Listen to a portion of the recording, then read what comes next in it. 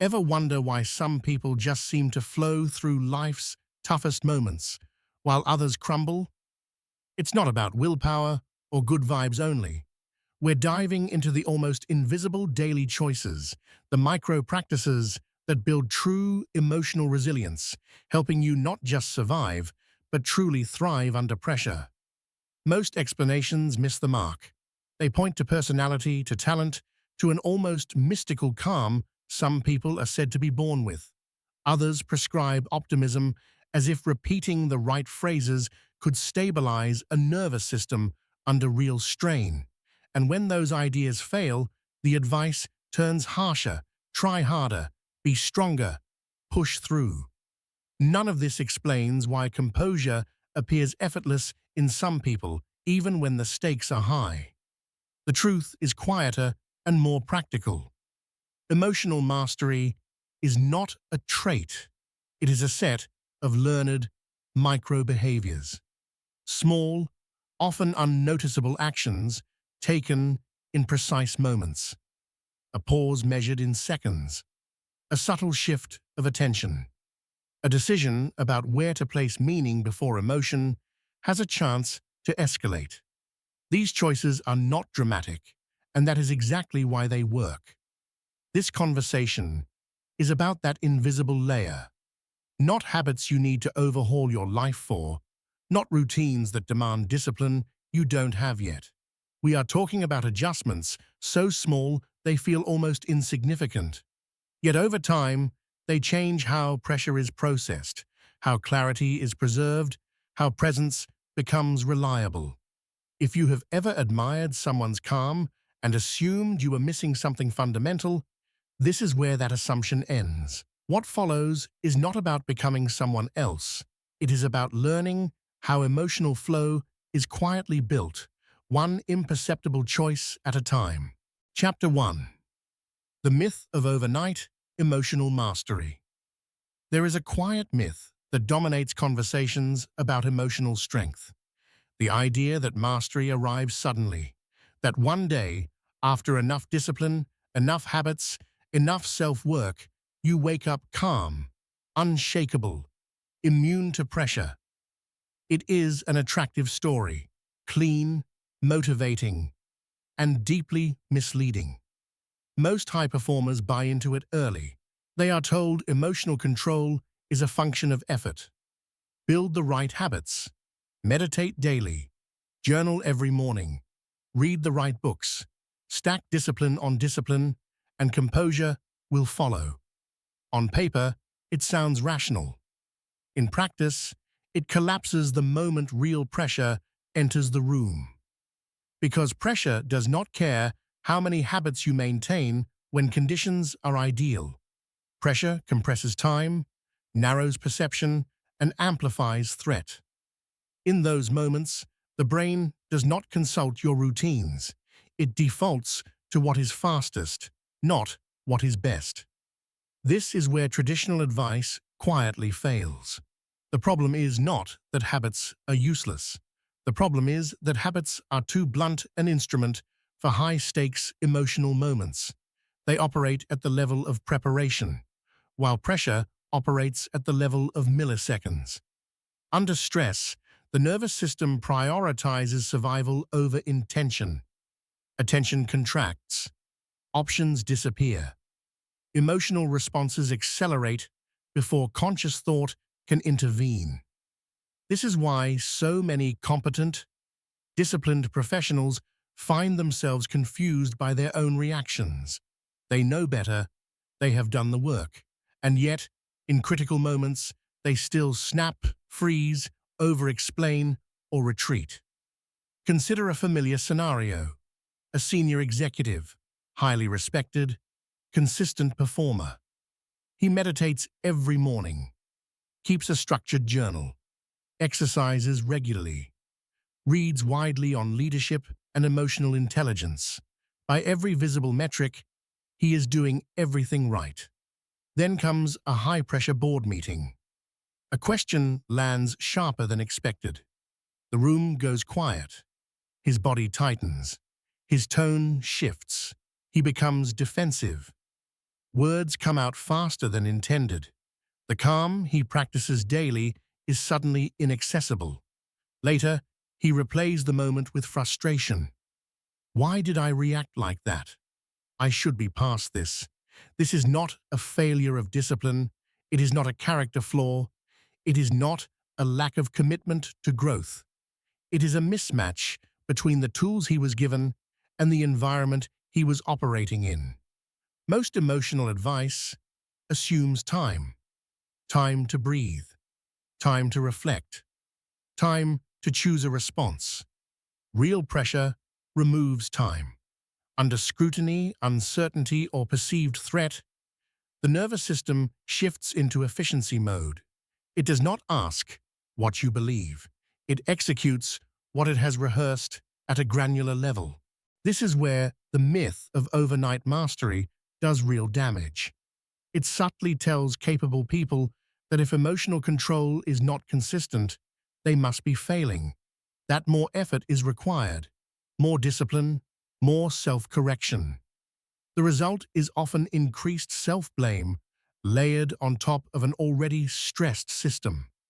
The truth is more precise and far more relieving. Emotional mastery does not arrive as a permanent state. It is not a finish line you cross. It is not something you unlock once and keep forever. It is a moment-by-moment skill, governed by micro-decisions that happen beneath conscious awareness.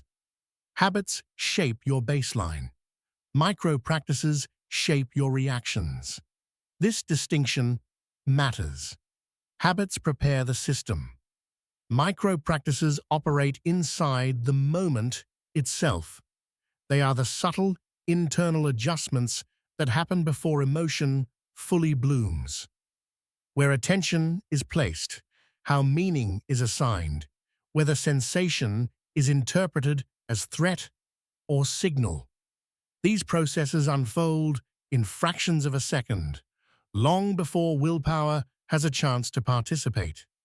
When people say, "I lost control," what they are really describing is not loss, but automation. The system executed exactly what it was conditioned to do under stress. And this reframes everything. You were not weak. You were not undisciplined. You were not broken. You were trained at the wrong level. Mainstream advice focuses on visible behaviors because they are easy to package and sell. Wake-up routines, productivity systems, habit stacks. They look impressive. They photograph well.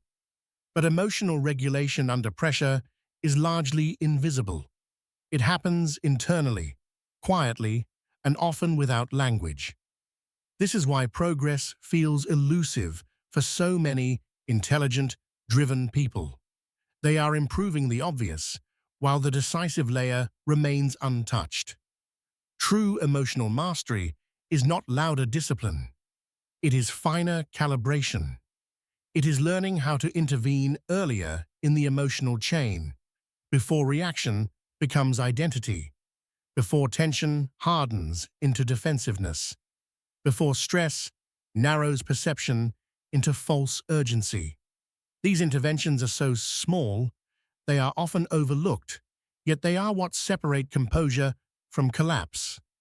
Overnight transformation was never the goal. Precision was. And once that distinction is understood, the entire pursuit of emotional strength changes. Chapter 2. The Power of the Imperceptible, Micro-Practice Unveiled. Once the myth of overnight emotional mastery falls away, a quieter truth begins to surface. Emotional stability under pressure is not built through dramatic change. It is shaped through adjustments so small they often escape notice. This is where micro-practices live. A micro-practice is not a habit in the traditional sense. It does not require scheduling, tracking, or motivation. It does not announce itself as self-improvement. It is a subtle internal action that happens inside real moments, often in less time than it takes to form a sentence. Think of it this way.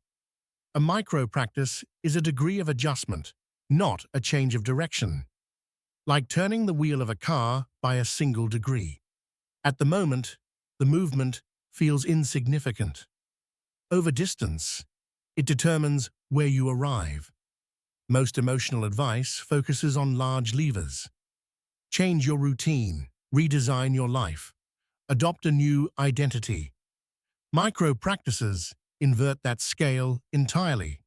They work at the level where emotion actually forms, before it becomes visible behavior, before it becomes language, before it becomes regret. This inversion is what gives them power. Under pressure, the nervous system does not have time for strategy. It responds to cues, sensations in the body, interpretations in the mind, tiny shifts in attention. Micro practices operate precisely at this level.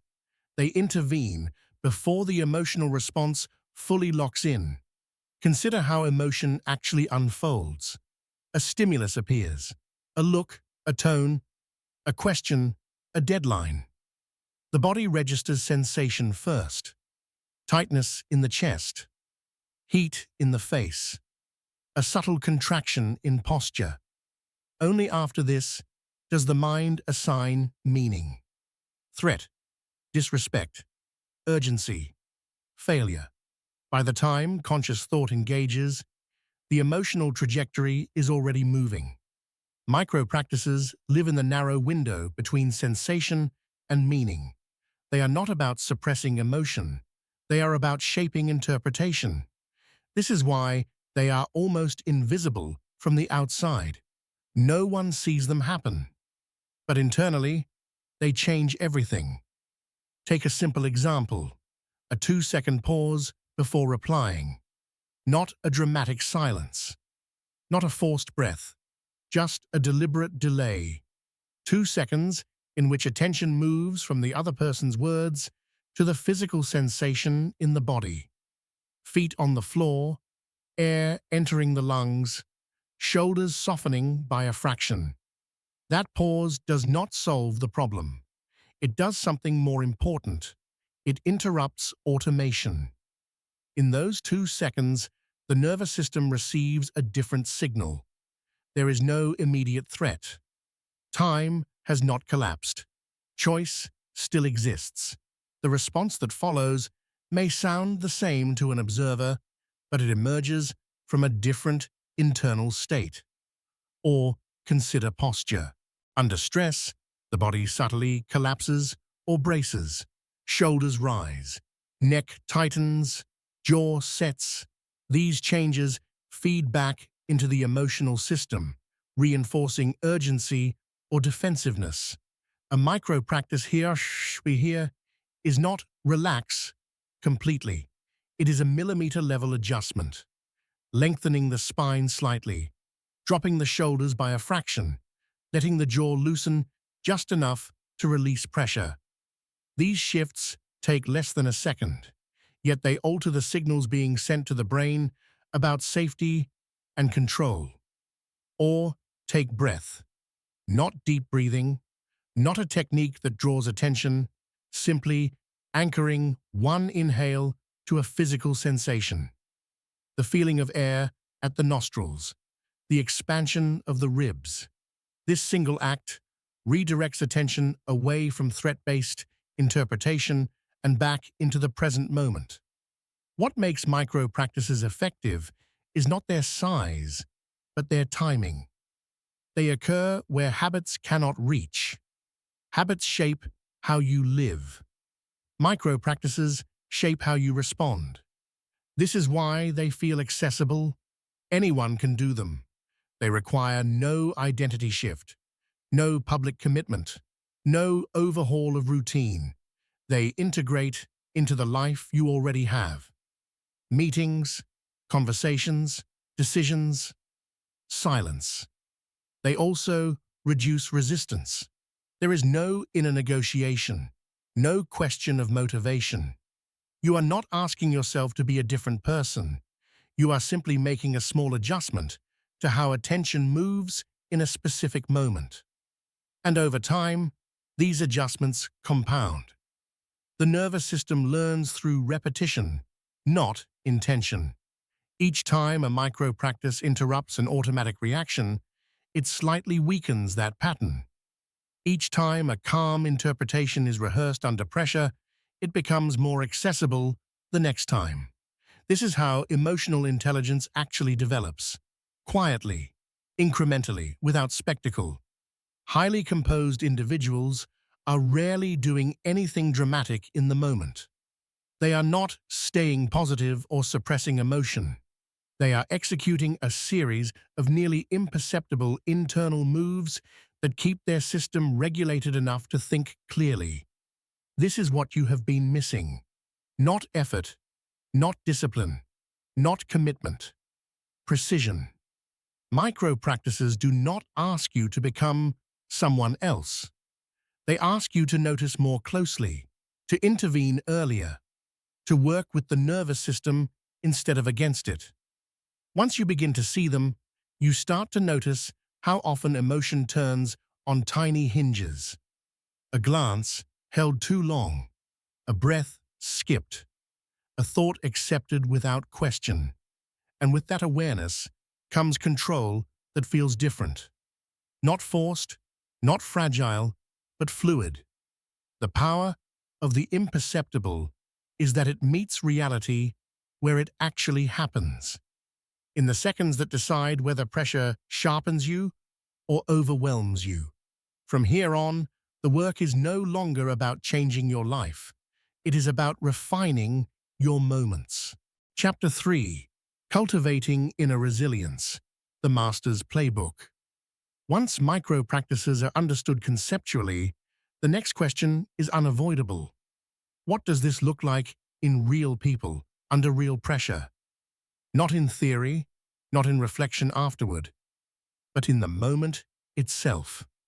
Emotionally adept individuals do not feel less. They notice more, earlier, and respond with greater precision. Their advantage is not temperament, it is timing. To see this clearly, you have to slow the moment down. Consider a familiar professional scenario. A leader is in a high-stakes meeting. Performance is being reviewed. The room is attentive. Then criticism lands, not hostile, but pointed. A comment that challenges competence, judgment, or direction. The kind of moment where reputations feel exposed. At normal speed, this moment looks simple. Criticism is given. Response follows. But inside, several things happen almost instantly. First, there is a physiological spike, a tightening in the chest, a brief flush of heat. Muscles engage. This happens before thought. Second, the mind begins to interpret. Threat to authority, threat to status, threat to belonging. This interpretation is fast and largely automatic. Third, the impulse appears. Defend, explain, push back, regain control of the narrative. This entire chain unfolds in seconds. What differentiates emotionally resilient individuals is not the absence of this chain, it is what they do inside it. Let's slow it down further. An emotionally adept leader feels the same initial spike. There is no special immunity.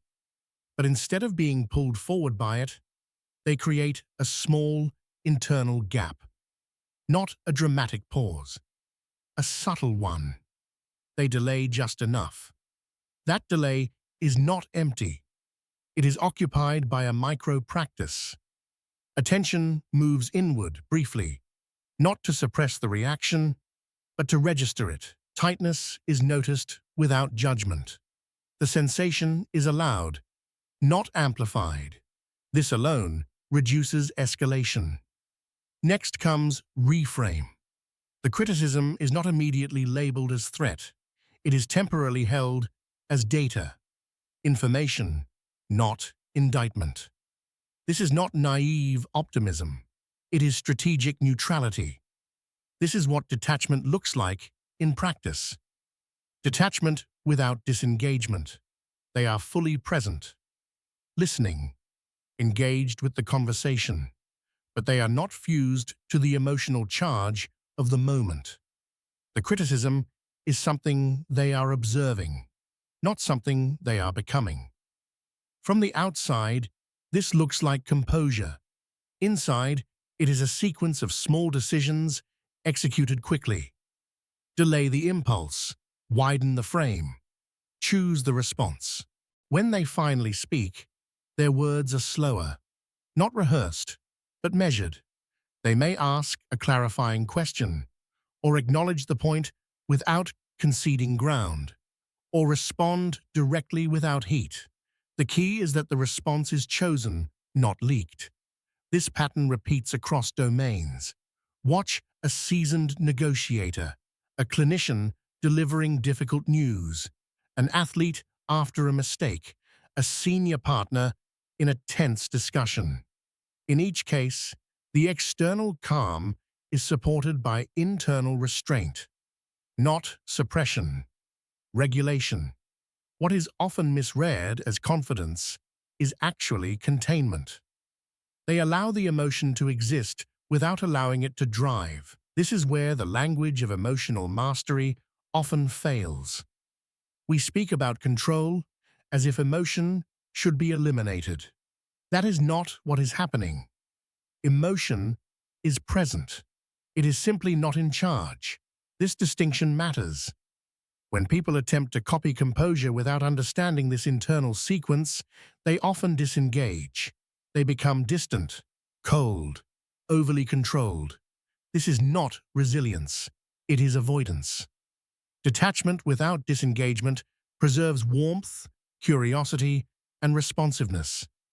It keeps the channel open while preventing emotional flooding. The micro-practices here are subtle. A fractional pause before speaking, a question asked instead of a rebuttal, a shift from interpretation to observation, a silent reminder that reaction is optional. These moves are quiet, but they are not passive. They require training at the level of awareness. Emotionally resilient individuals have rehearsed these moments, not consciously, but through repeated exposure with correction. Each time they chose delay over discharge, the pattern strengthened. Each time they reframed threat as information, the nervous system learned a new default. This is modeling in its purest form. You do not need to be told what to do. You need to see what is possible. And what becomes clear is this. Inner resilience is not a mindset you adopt. It is a sequence you practice. Over time, the sequence compresses. What once took effort becomes instinctive. What once felt like restraint feels like freedom. Because the cost of reactivity is high. It erodes trust. It narrows thinking. It creates outcomes that require repair. The masters understand this not as philosophy, but as lived experience. They are not calmer because they care less. They are calmer because they care enough to respond well. This is the playbook. Notice early, delay slightly, reframe precisely, respond intentionally. Not dramatic, not visible, but decisive. And once you see this pattern clearly, it becomes something you can adopt. Not by copying personalities, but by practicing the same internal mechanics. Resilience, at this level, is not about strength. It is about skill, applied quietly, in moments that matter. Chapter 4. Navigating Complexity, Your Daily Toolkit. Emotional mastery only becomes meaningful when it survives contact with real life. Tight timelines, conflicting priorities, conversations layered with unspoken stakes. The purpose of this chapter is not to add more to your day, but to give you tools that already fit inside it. This is not a routine you schedule. It is a toolkit you carry. The mistake most people make at this stage is assuming regulation requires time, space, or privacy. In reality, the most useful micro-practices operate in motion, in hallways, in meetings, in the seconds between messages and responses. Their power lies in how little they interrupt. To make this usable, the tools fall into three simple categories: before stress, during stress, after stress. Each takes under 30 seconds. None require silence, apps, or special conditions. Before stress is about priming the system. You rarely enter pressure completely unannounced. There are signals, calendar invites, tone shifts, anticipated conversations, even a subtle tightening when you see a name appear on your screen. Emotionally adept individuals use these signals as cues, not warnings. The first tool is orientation. Before stepping into a known stressor, silently name the context: meeting, decision, conversation, performance. This is not analysis, it is labeling. Labeling engages the prefrontal cortex and reduces limbic escalation. You are telling the system where it is going before it arrives. The second tool is intention narrowing. Choose one internal objective that is independent of outcome. Stay slow, stay curious, stay precise. Not win, not impress. Those are unstable goals under pressure. A narrow internal intention stabilizes behavior when variables multiply. The third tool is physiological alignment. A single slow exhale through the nose, slightly longer than the inhale. This takes seconds. It signals safety without forcing calm. The goal is not relaxation, it is readiness. These are not rituals. They are micro-adjustments that set the tone before the moment demands something from you. During stress is about containment. This is where complexity peaks. Information is incomplete. Stakes feel personal. The nervous system wants speed. The most reliable tool here is delay, not silence, not withdrawal. Delay. A half-second pause before responding. A sip of water, a brief downward glance. These small physical delays interrupt automaticity. They buy you choice. Next is sensory anchoring. Under stress, attention collapses into threat narratives. Anchoring redirects attention to something neutral and present. Pressure through the feet, contact with the chair, temperature of the air. This grounds perception in reality rather than projection. Then comes frame selection. Instead of asking, "What does this mean about me?" ask, "What is this asking of me?" Meaning-making determines emotional intensity. Shifting from identity to task reduces charge without disconnecting engagement. None of this is visible, and that is the point. From the outside, it looks like composure. Inside, it is active regulation happening quietly. After stress is about integration. Most people move on too quickly. They exit the moment, but carry the residue. The body remembers what the mind skips. The first tool after stress is decompression labeling. Name what occurred in neutral terms. That was tense. That required restraint. That was unfamiliar. Avoid judgment. Labeling without evaluation allows the nervous system to complete the stress cycle rather than storing it. The second tool is micro-learning. Ask one question. What worked? Or what escalated unnecessarily?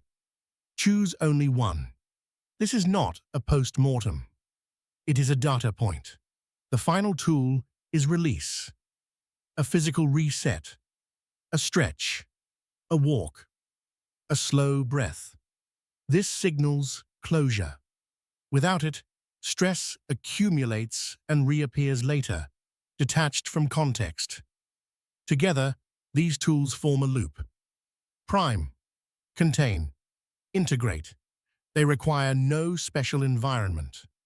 They layer onto what you are already doing. They reduce friction rather than create it. This is where many people feel a quiet shift. Emotional regulation stops feeling like work. It becomes a form of attentiveness. You are no longer trying to manage emotions after they take over. You are noticing earlier, intervening smaller, recovering faster. And this is the key distinction. These are not practices you schedule. They are practices you notice. They show up in how you enter a room, how you choose your first response, how you exit a moment cleanly rather than carrying it forward. Mastery at this level is not dramatic. It is efficient. And efficiency under complexity is what creates clarity. Chapter 5. Beyond Habits. From control to flow. At this point, a subtle shift should be becoming clear. What we have been describing is not better discipline. It is not tighter control. It is something quieter, more adaptive, and ultimately more powerful. For years, emotional strength has been framed as rigidity. Hold your composure. Keep it together. Stay in control no matter what. This language sounds strong, but it misunderstands how human systems actually perform under pressure. Control is static. Reality is not. The more complex the environment, the less effective rigid control becomes. Markets move. Conversations shift. People behave unpredictably. Emotional mastery in these conditions is not about holding a fixed internal state. It is about moving fluidly without losing center. This is where many high performers reach a ceiling. They have built habits, strong ones, morning routines, reflection practices, physical training. They have learned how to behave consistently. But consistency alone does not create adaptability. And under real pressure, adaptability is what determines performance. Habits train behavior. Micro practices train awareness. That distinction marks the transition from control to flow. Habits operate on schedules. Flow operates in moments. Habits ask, "What should I do today?" Micro practices ask, "What is happening right now?" One is predictive. The other is responsive. Emotionally adept individuals are not calmer because they suppress reaction. They are calmer because they detect internal shifts earlier and respond proportionally.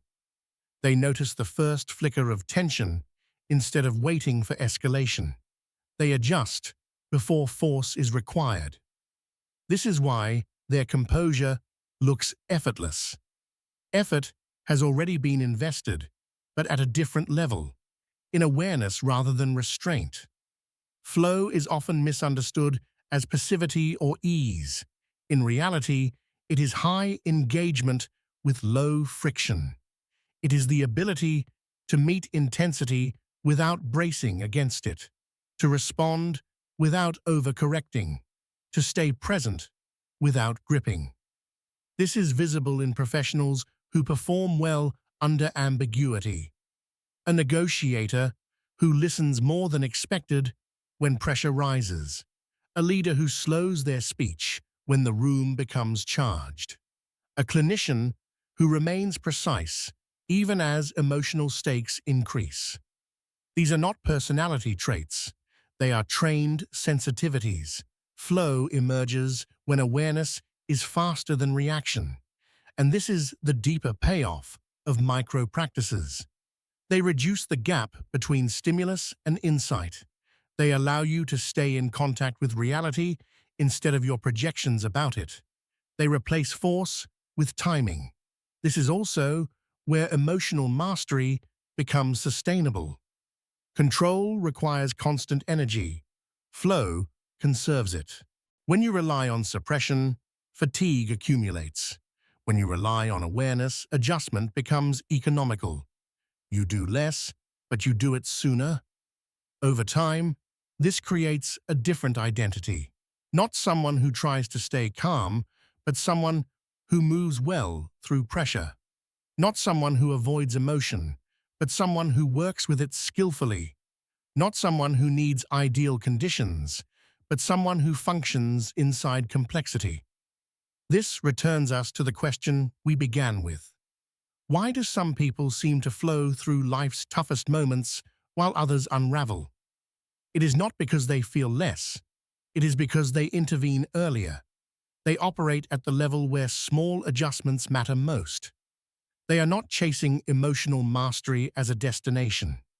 They are refining it as a process. And that refinement never ends. The goal was never to become unshakable. The goal was to become responsive without losing coherence. This is the difference between emotional control and emotional intelligence lived in real time. When this distinction lands, the pursuit changes. The pressure to fix yourself dissolves.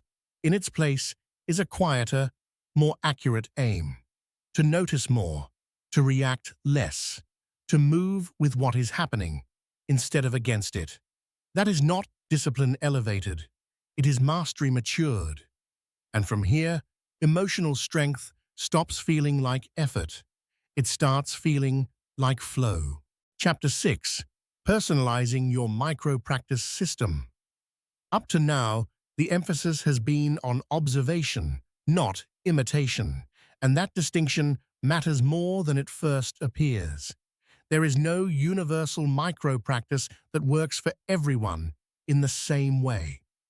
Emotional systems are shaped by experience, context, temperament, and environment. What destabilizes one person may barely register for another. This is why copying someone else's routines, no matter how impressive, often produces limited results. Mastery does not come from replication. It comes from calibration. This chapter is about shifting authority back to you. The most effective micro-practice system is not the one that sounds elegant in theory. It is the one that fits the specific moments where your composure breaks down in practice. That requires precision, not judgment. Curiosity, not correction. Begin with a simple observation.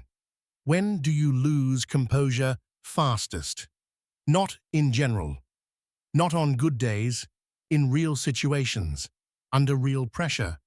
Is it when you are challenged publicly, when time compresses, when expectations are unclear, when authority is questioned, when outcomes feel personally tied to your worth?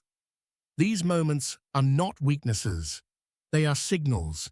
They point directly to where refinement matters most. That moment becomes the laboratory. Instead of trying to manage emotions across your entire life, narrow your focus to one recurring scenario, one predictable trigger, one situation where reactions feel automatic and disproportionate. This is where personalization begins. Emotionally adept individuals do not attempt to regulate everything. They identify leverage points, high-impact moments where a small internal adjustment produces a significant external difference. The process is quiet. First, observe without commentary. Notice the earliest sign that a shift is occurring. It may be physiological, a tightening in the chest, a change in breath, a subtle urge to interrupt, or cognitive, a narrowing of options, a story forming too quickly, a need to defend or explain. Do not attempt to fix it yet, just notice. Awareness precedes choice. Once the pattern is visible, calibration becomes possible. A micro-practice is then selected not because it is impressive, but because it addresses that specific moment in the chain. If your breath accelerates, the practice may involve extending the exhale by a single count. If your posture collapses, the adjustment may be as simple as lifting the chest slightly. If your thinking becomes rigid, the practice may be a silent reframing of the situation from threat to information. These are not techniques to be deployed aggressively. They are gentle nudges, degrees of adjustment, not changes of direction. Personalization also requires restraint. It is tempting to add more practices, more tools, more layers. This often creates cognitive noise rather than clarity. Effective systems remain small. One or two micro-practices, well matched to the moment, repeated until they become natural. The goal is not constant self-monitoring. It is familiarity. Over time, the nervous system learns that pressure does not require escalation. It learns that attention can remain wide, that response can be chosen. This learning happens through repetition, not force. A simple self-audit can guide this process. Identify one situation from the past week where your response felt misaligned with your values or intentions. Describe it factually. What happened? What you felt? What you did? Then ask one question. At what point could a smaller, earlier adjustment have changed the outcome? That question builds precision. It shifts focus from regret to design, from outcome to process, from blame to refinement. Personal ownership emerges naturally when judgment is removed. This is why autonomy matters so deeply in emotional mastery. You are not adopting a system. You are building one. You are not becoming someone else. You are becoming more accurate within yourself. And accuracy compounds. As micro-practices align with your actual pressure points, confidence grows quietly. Not the confidence of bravado, but the confidence of familiarity. You begin to trust your ability to navigate difficulty because you understand how you operate inside it. This trust reduces urgency. Urgency reduces reactivity. Reactivity gives way to choice. Nothing about this process is dramatic. That is its strength. It respects complexity. It honors individuality. It works with the nervous system rather than against it. By the time personalization is complete, the practices themselves almost disappear. What remains is a subtle readiness, an ability to stay present inside challenge, a sense of agency that does not depend on ideal conditions. This is not borrowed mastery. It is earned, calibrated yield, and entirely your own. Chapter 7. The Call to Quiet Mastery. By now, a pattern should be clear. Emotional mastery was never meant to be loud. It does not announce itself. It does not rely on dramatic breakthroughs or visible transformation. It is built through a long arc of refinement, where small internal adjustments accumulate into steady, reliable composure. This is how mastery has always worked at the highest levels. In fields where precision matters, aviation, medicine, engineering, elite performance, progress is not measured by intensity. It is measured by error reduction, by systems that quietly prevent failure before it appears. Emotional mastery follows the same principle. The work happens upstream, long before pressure forces a reaction. This is why the most composed individuals rarely appear forceful. Their confidence is not performative, it is structural. It comes from knowing that when uncertainty arises, their internal system is capable of responding with clarity rather than urgency. Over time, this changes identity. You stop seeing yourself as someone who must control emotions and begin to experience yourself as someone who can move through them without being overtaken. Emotion becomes information, not instruction. Sensation becomes signal, not threat. This shift is subtle, but decisive. It marks the transition from management to mastery. The invitation at this stage is intentionally modest.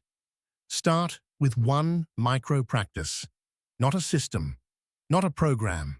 One precise adjustment that fits a real moment in your life. A pause before responding. A breath anchored in sensation. A posture that signals steadiness to your own nervous system. Then observe, not with evaluation, not with criticism. Simply notice what changes. Notice what stabilizes faster. Notice where attention widens instead of narrowing. This observational stance is not passive. It is how learning becomes embedded. Judgment interrupts calibration. Observation accelerates it. As weeks pass, mastery begins to express itself in quiet ways. Meetings feel less charged. Decisions feel less rushed. Conversations carry more space. You may not be able to point to a single moment of transformation, and that is precisely the point. The most reliable changes rarely arrive with ceremony. They arrive as consistency. This is why quiet mastery endures. It does not depend on motivation or mood. It is supported by internal mechanics that function under both calm and pressure. When stress increases, the system does not collapse. It adapts. At a certain point, effort becomes unnecessary. Not because challenges disappear, but because your relationship to them has matured. You trust your capacity to remain present. You trust your ability to choose. You trust the system you have built through small, repeated acts of precision. This trust is the final outcome. Not control, not perfection. Trust. It allows you to move through complexity without rigidity, to engage fully without being consumed, to lead, decide, and respond from a place that is both grounded and flexible. There is nothing to announce at the end of this process, no finish line to cross, no identity to perform, only a quiet commitment to continue refining what works, discarding what does not, and staying attentive to the moments that matter most. Mastery is built invisibly, and once you understand that, you no longer chase it, you practice it.